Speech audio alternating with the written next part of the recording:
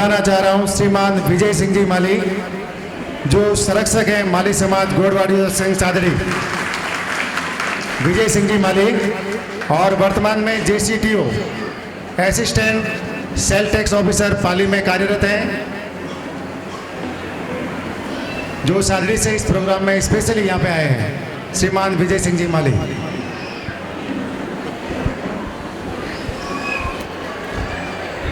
परम श्रद्धेय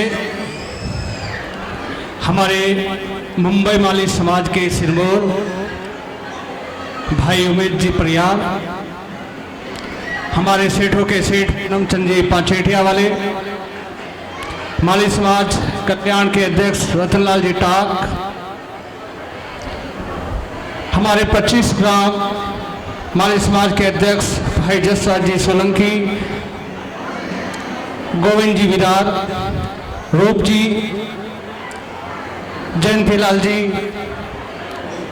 गिशुलाल जी, शंकर जी और अन्य ज्येष्ठ श्रेष्ठ हमारे अतिथिगण, युवा संघ के कार्यकर्ताओं, उपस्थित मातृशक्ति और प्यारे बच्चों, सर्वप्रथम मैं युवा संघ के कार्यकर्ताओं को बधाई देना चाहता हूं कि 21वीं शताब्दी की चुनौतियों के अनुकूल अपने समाज को तैयार करने के लिए उन्होंने भव्य वेबसाइट का निर्माण किया है और मुझे विश्वास है कि जिन उद्देश्यों को लेकर वेबसाइट इन्होंने तैयार की है उन उद्देश्यों को पूर्ण करने में ये पूर्णतः सफल होंगे। मैं युवा संघ के इस वेबसाइट के उज्जवल भविष्य की कामना करता हूं। बंधुओं, युवा वही होता है जो तन और मन से स्वस्थ होता है, जिसके मन में आशावादिता होती है, जो सकारात्मक सोच रखता है, जो दृढ़वान होता है, दृढ़ निश्चयी होता है,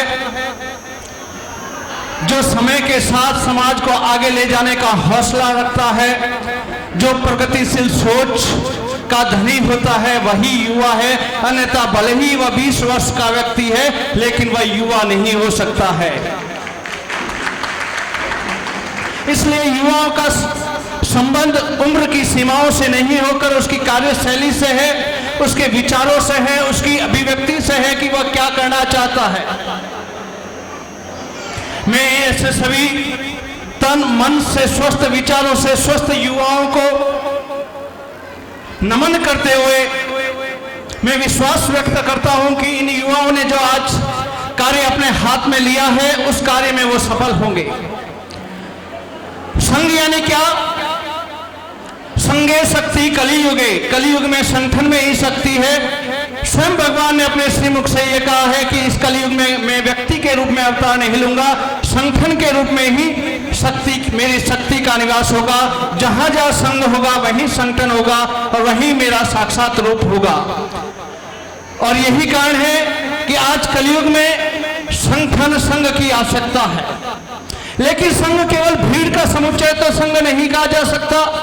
संघ यानी एक उद्देश्य के साथ आगे बढ़ने वाला संगठन। संघ यानी एक रीति नीति को लेकर चलने वाला संगठन। संघ यानी एक कार्य पद्धति को लेकर चलने वाला संगठन। इसलिए युवा संघ का मतलब है ऐसे युवा जो एक उद्देश्य को लेकर, और हमारे यहाँ एक ही उद्देश्य है। मैं जहां कहीं भी जाता हूं यही बात कहता हूं, हमारी विचारधाराएं अलग हो सकती है, हमारा क्षेत्र अलग हो सकता है, हमारी भाषा बोली पहनावा अलग हो सकता है, लेकिन हमारा एक ही उद्देश्य है, अपने माली समाज का सर्वांगीण उत्थान। और अपने माली समाज के सम्यक उत्थान को लेकर हम एक निश्चित कार्य पद्धति के द्वारा, एक निश्चित रीति नीति के द्वारा आगे बढ़े, यही युवा संघ की रीति नीति है। मैं युवा संघ के कार्यकर्ताओं से यह भी निवेदन करना चाहूंगा कि युवा संघ जिससे मेरी पहचान बनी हुई है, माली समाज गोड़वाड़ी युवा संघ ने जो मुझे आज स्थान दिया है वह युवा संघ की बदौलत है।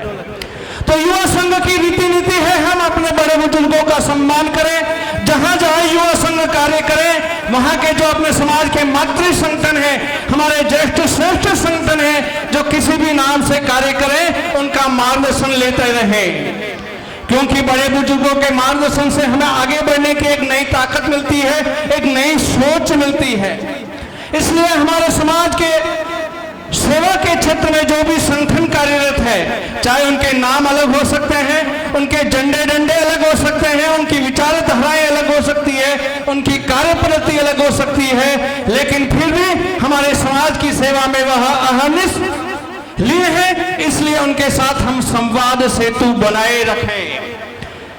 और यह भी सच है कि जहां संवाद सेतु टूट जाता है, संवाद का पुल टूट जाता है, वहां विवाद का केतु खड़ा हो जाता है। इसलिए मैं युवा संघ के तमाम कार्यकर्ताओं से ये निवेदन करना चाहूंगा कि आप जहां जहां भी अपना कार्य कर रहे हैं, चाहे जोगेश्वरी में कार्य कर रहे हैं, चाहे कल्याण में करें, चाहे मुंबई में करें या अन्य संगठन अन्य स्थानों पर कार्य करें, लेकिन वहां कार्य करने वाले समाज के ज्येष्ठ श्रेष्ठ मात्र संगठनों के साथ परस्पर विचारों का विनिमय बना रखें। उनके जो भी ज्येष्ठ श्रेष्ठ व्यक्ति है उनसे मार्गदर्शन लेते रहें। हमारी युवा संघ की परंपरा है कि हम युवा संघ के कार्यकर्ता राजनीति के लिए नहीं है, राजनीति का हमारे यहाँ निषेध है। हमारे लिए हमारी कुल परंपरा है कि युवा संघ का मतलब है कि हम शिक्षा के लिए संकल्पित होंगे, हमारा प्रत्येक कार्य शिक्षा के लिए कटिबद्ध होगा, हम अपने समाज में शिक्षा को बढ़ावा देने के लिए प्रयास करेंगे, चाहे कहीं भी कार्य करते हो। मेरा माता बहनों से भी निवेदन है कि हम अपने बच्चे और अपनी बच्चियों को अच्छी से अच्छी शिक्षा दें, क्योंकि आज का युग शिक्षा का युग है। यदि हमको सिरमौर समाज बनना है, 21वीं शताब्दी के अनुकूल समाज बनाना है, तो हमारे समाज में भी शिक्षा का प्रचार प्रसार होना चाहिए। ये एक सबसे बड़ी चुनौती है शिक्षा के क्षेत्र में। दूसरी चुनौती संस्कार की। आज भले ही हम आगे बढ़ जाएं, पैसों से समृद्ध हो जाएं, भले ही हम अमेरिका चले जाएं, इंग्लैंड चले जाएं, लेकिन यदि हमारे पूर्वजों से प्राप्त, हमारे बड़े बुजुर्गों से प्राप्त संस्कार हम यदि भूल जाएंगे तो फिर समाज नहीं रहेगा। इसलिए मेरा युवा संघ के कार्यकर्ताओं से निवेदन है कि आधुनिकता के अनुसार व्यवहार भले ही करें, हमारे समय के साथ परिधान बदल सकते हैं, हम धोती छोड़कर पैंट शर्ट धारण कर सकते हैं, समय के साथ साथ हम हिंदी के स्थान पर अंग्रेजी बोल सकते हैं। अंग्रेजी बोलने में, अन्य भाषाएं बोलने में कोई हिचक नहीं होनी चाहिए, लेकिन हम अंग्रेजियत के गुलाम नहीं होंगे। हम पश्चिमीकरण से बचें। हम भौतिकवाद की इस समय होड़ चल रही है। अधिक से अधिक पैसा कैसे कमाना, अधिक से अधिक समृद्ध कैसे होना, मैं और मेरा परिवार सुखी रहे, मेरे भाई भतीज, मेरे अन्य लोग मित्रगण चाहे भाड़ में जाए, मेरा समाज भाड़ में जाए, लेकिन मैं आगे बढ़ना चाहूंगा। ये सोच गलत सोच है, ये पश्चिम की सोच है, ये वेस्टर्न थ्योरी है, भारत की थ्योरी नहीं है। हमको यदि आगे बढ़ना है तो भारत के विकास दर्शन के आधार पर आगे बढ़ना पड़ेगा। भारतीय सोच ये कहती है कि हम आगे बढ़े, सभी के विकास में ही हमारा विकास है। अकेले एक व्यक्ति के विकास से समाज का विकास नहीं हो सकता। केवल मेरे एक के अधिकारी बनने से समाज आगे नहीं बढ़ेगा। मुझे वास्तविक प्रशंसा होगी जब समाज का प्रत्येक व्यक्ति आगे बढ़ेगा। मेरे एक व्यक्ति के व्यवसायी बनने से मुझे प्रसन्नता नहीं होगी, बल्कि मुझे सच्ची प्रसन्नता का अनुभव होगा जब समाज का प्रत्येक व्यक्ति अपने अपने व्यवसाय में, अपने अपने कार्य क्षेत्र में सफलता प्राप्त करेगा। तो आज संस्कारों की आवश्यकता है, शिक्षा की आवश्यकता है, आज स्वावलंबन की आवश्यकता है।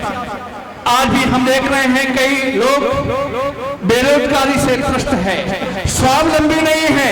हम स्वावलंबी कैसे बन सकते हैं? हमें सीखना होगा जैन समाज से, हमें सीखना होगा सीरवी समाज से, हमें सीखना होगा जड़वा समाज से और अन्य समाजों से भी हमें सीखना होगा कि कैसे एक दूसरे का सहयोग देकर हम आगे बढ़े। हम एक दूसरे को लंगड़ी नहीं मारे। ऐसा नहीं कि आगे से तो टेबल के ऊपर उससे मैत्री का हाथ बढ़ाए और टेबल के नीचे से उसे लंगड़ी मारकर नीचे गिराने का प्रयास करे। ये सोच गलत सोच है और ये सोच खत्म होनी चाहिए। समाज का प्रत्येक व्यक्ति स्वावलंबी कैसे बने? शिक्षा के साथ स्वावलंबन, सेवा भाव का जागरण हो। आज सेवा की कमी आती जा रही है। पश्चिमी शिक्षा की बदौलत, भौतिकता की चकाचौंध से हमारे ये आने वाली पीढ़ी जो 21वीं सदी की पीढ़ी है, 21वीं सदी की पीढ़ी आज संस्कारों से विहीन होकर बड़े बुजुर्गों को भूलती जा रही है। बड़े बुजुर्गों के प्रति आत्मीयता का व्यवहार, परिवारजनों के प्रति आत्मीयता का व्यवहार भूलती जा रही है। ये गलत है। मेरी माता बहनों से भी ये निवेदन कि बच्चों में संस्कारों का बीजारोपण करने में माँ बहनों की महत्वपूर्ण भूमिका होती है। आज प्रत्येक माता को जीजा माता बनने की आवश्यकता है ताकि वह शिवाजी जैसे तेजस्वी ओजस्वी युवाओं को तैयार कर सके। आज समाज को निश्चित रूप से इन 4 बिंदुओं के आधार के साथ साथ सामाजिक सुरक्षा की भी आवश्यकता है, क्योंकि कई बार हम समाज में ऐसी कई घटनाएं भी घटित होते सुनते हैं जो हमारे लिए अच्छी नहीं है। इसके लिए हमें सामाजिक दृष्टि से कैसे सुरक्षा करें, इस पर भी विचार करना पड़ेगा। और मैं ऐसा निश्चित रूप से मानता हूं कि जो भी समाज की सेवा में लगे हुए सभी प्रकार के संगठन इसी प्रकार की सोच रखते होंगे। मैं माली समाज गोड़वाड़ी व संघ साड़ी का संरक्षक हूं और मैं निश्चित रूप से दावे से कह सकता हूं कि हमारी स्थापना से ही शिक्षा, सेवा, संस्कार, स्वावलंबन के कार्य में हमारा संगठन जुड़ा हुआ है। शिक्षा के क्षेत्र में प्रतिभा सम्मान समारोह आयोजित होता है, बोर्ड परीक्षा मार्गदर्शन शिविर आयोजित होता है। इस वर्ष में 25, 26, 27 दिसंबर को साड़ी में ही 10वीं और 12वीं के विद्यार्थियों का बोर्ड परीक्षा मार्गदर्शन शिविर होगा। इसी प्रकार महात्मा फुले कंप्यूटर प्रशिक्षण केंद्र अभी चल रहा है। हम सावित्रीबाई फुले सिलाई प्रशिक्षण केंद्र भी प्रारंभ करने जा रहे हैं। इसी प्रकार की रचनात्मक गतिविधियां यहाँ का भी युवा संघ करेगा। एक बार पुनः मैं युवा संघ के उज्जवल भविष्य की कामना करते हुए आप सभी को दीपावली की अग्रिम शुभकामनाएं देते हुए मैं अपनी वाणी को विराम देता हूँ। जय हिंद, जय भारत, जय समाज।